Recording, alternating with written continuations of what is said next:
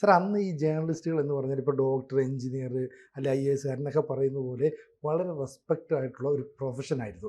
വലിയ കാര്യങ്ങളൊക്കെ സംസാരിക്കും. ഇപ്പോൾ കുട്ടികളടക്കം വന്ന് ജേർണലിസ്റ്റിനോട് പോയി ചോദിച്ചാൽ എന്ത് കാര്യവും അറിയാം എന്നുള്ളൊരു നിലപാടുണ്ടായിരുന്നു. പക്ഷേ കാലം മാറി വന്നപ്പോൾ ദൃശ്യമാധ്യമങ്ങളുടെ എണ്ണം കൂടിപ്പോയി, വാർത്താ ചാനലുകളുടെ എണ്ണം കൂടിപ്പോയി. സാറ് നേരത്തെ പറഞ്ഞ ദൂരദർശനിൽ കിട്ടുന്നത് പോലെ വലിയ ഒരു പരിശീലനമൊന്നും ലഭിക്കാത്ത യുവതലമുറ ഇറങ്ങുന്നുണ്ട്.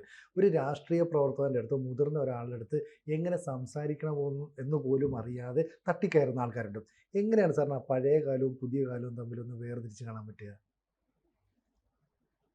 അത് ജേർണലിസത്തിൽ മാത്രമാണോ എന്നെനിക്ക് സംശയമുണ്ട്.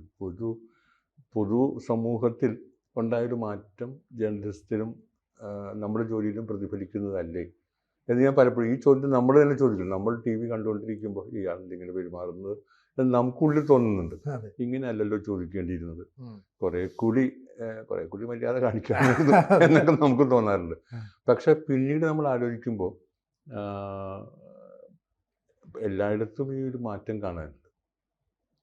ഓരോ തലമുറ മാറി വരുമ്പോഴും അവരുടെ ഇടപെടലുകളിൽ, അവരുടെ പ്രവർത്തനങ്ങളിലൊക്കെ ഇത്തരം പ്രകടമായൊരു മാറ്റം ഉണ്ടാകുന്നത്. ആ മാറ്റം ഏറ്റവും പെട്ടെന്ന് പ്രതിഫലിക്കുന്നൊരു മേഖലയാണല്ലോ മാധ്യമരംഗം. അതുകൊണ്ട് നമുക്ക് തോന്നുന്നതാണ്, കൂടുതലായിട്ട് തോന്നുന്നതാണെന്നാണ് എനിക്ക് തോന്നുന്നത്.